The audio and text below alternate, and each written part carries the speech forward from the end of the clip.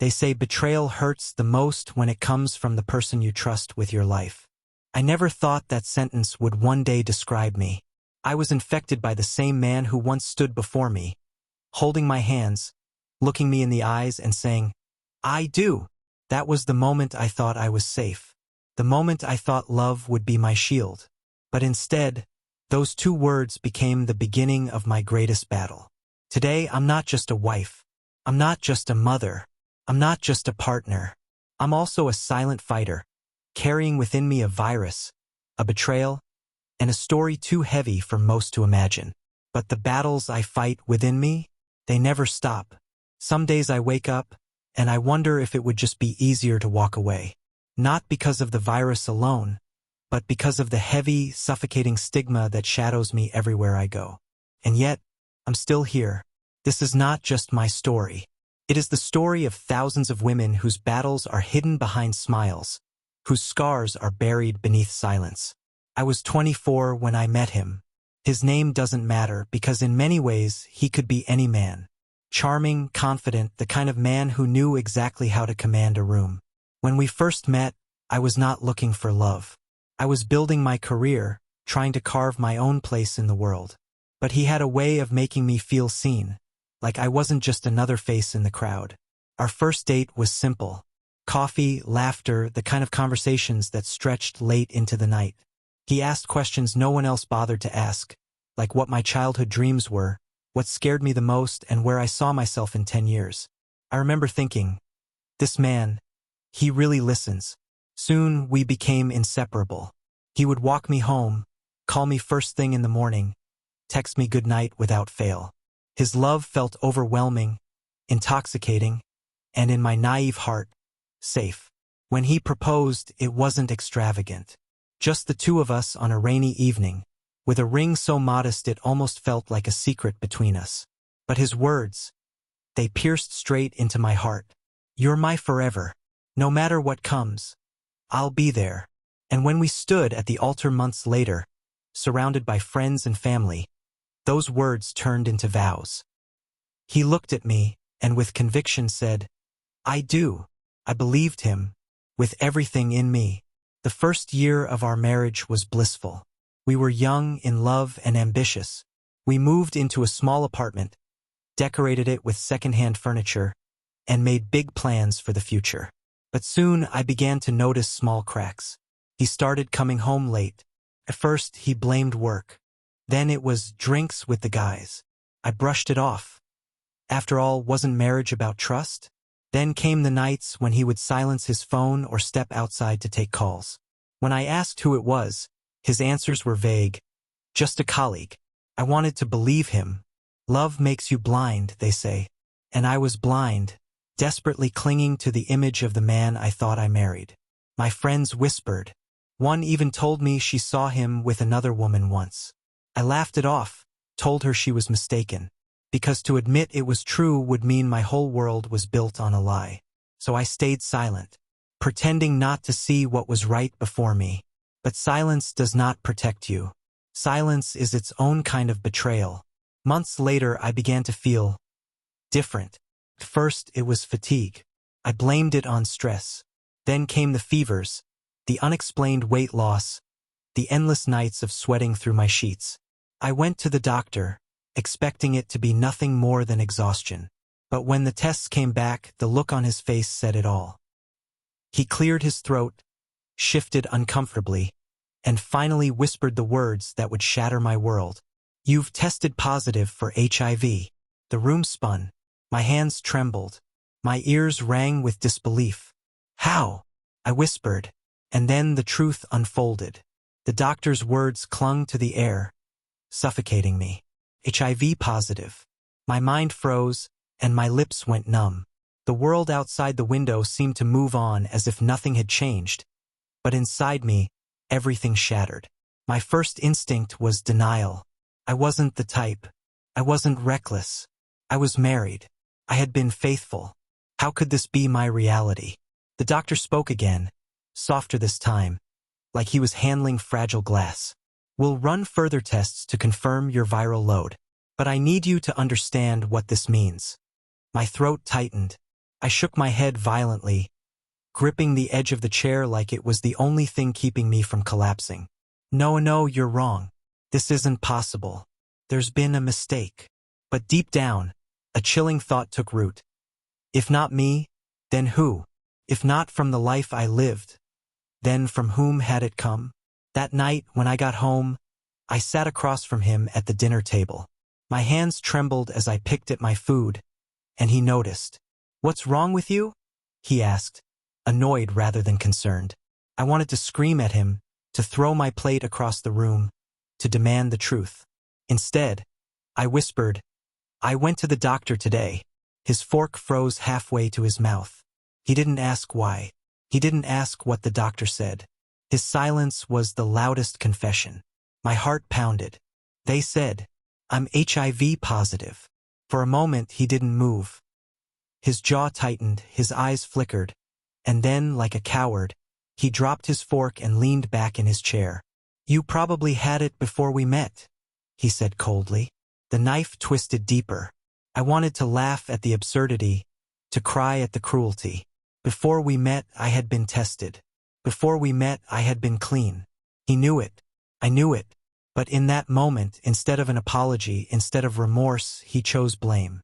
The walls closed in on me, and I could hardly breathe. Rage burned inside me, but so did heartbreak. I had shared my vows with this man. I had built my dreams with him. And now, the very man who had promised me forever had given me a death sentence. In the days that followed, I lived in silence. I still woke up to cook for him, still smiled for the neighbors, still tucked my children into bed at night. But inside, I was a graveyard of broken promises. Some days, I wanted to confront him with everything inside me. Other days, I wanted to walk out and never look back. But then there were the children. How could I break their world apart because of his betrayal? How could I explain to them why their mother cried in the shower every night? And then came the whispers. People in the community talk always. They noticed my weight loss, my sudden absences, the pills I now kept hidden in the cupboard. Gossip has sharp teeth, and it tore into me ruthlessly. She must have been with other men. She brought shame to her husband. Poor man, imagine what he endures with her. No one ever suspected him. In their eyes, he was still the strong, charming man. And me? I became the shadow, the outcast, the whispered about wife. The cruelest twist was his audacity. Even after the truth was laid bare, he refused to stop his reckless behavior. Nights away, secret calls, women whose perfume lingered on his clothes. It was as if destroying me wasn't enough. He had to grind the pieces of me into dust. And yet I stayed. Some people will call it weakness. Others will say it was love. But the truth? It was survival. I stayed because I feared the stigma more than I feared him. I stayed because I thought my children deserved a whole family, even if it was a broken one. I stayed because walking away felt like stepping into a storm with no shelter. But the storm found me anyway. My body grew weaker, my mind heavier. I reached a breaking point one night, sitting on the bathroom floor, staring at the bottle of pills in my hand. I thought about ending it all, about freeing myself from the prison of betrayal and stigma. But then, through the crack of the bathroom door, I heard the soft snore of my youngest child. And I remembered, my story wasn't mine alone. I wasn't just a wife or a patient or a victim. I was their mother. If I gave up, who would fight for them? That night, something inside me shifted. If the man who vowed to protect me had betrayed me, then I would have to protect myself. If the community chose to shame me, then I would find a new one that saw me. If the virus wanted to silence me, then I would rise louder than ever. It was then I found a support group. Women just like me who carried the same invisible scars. We shared stories that echoed one another. Husbands who lied, lovers who betrayed, families who turned their backs. And in their voices I found strength. For the first time, I didn't feel alone. The more I listened, the more I realized that HIV was not the end. It was a battle, yes, but one I could fight. Treatment, discipline, courage, and above all, hope. Hope that my children would grow up to see their mother not as a victim, but as a warrior. I began to speak up, cautiously at first, then boldly. I learned to look stigma in the eye and refuse to bow. I learned that silence helps no one. And slowly, I rebuilt myself. Not the woman I had been before, but someone stronger, scarred but unbroken. The man who infected me still walks in shadows, pretending to be righteous. But I no longer live in his shadow. I no longer define myself by his betrayal. My story belongs to me now.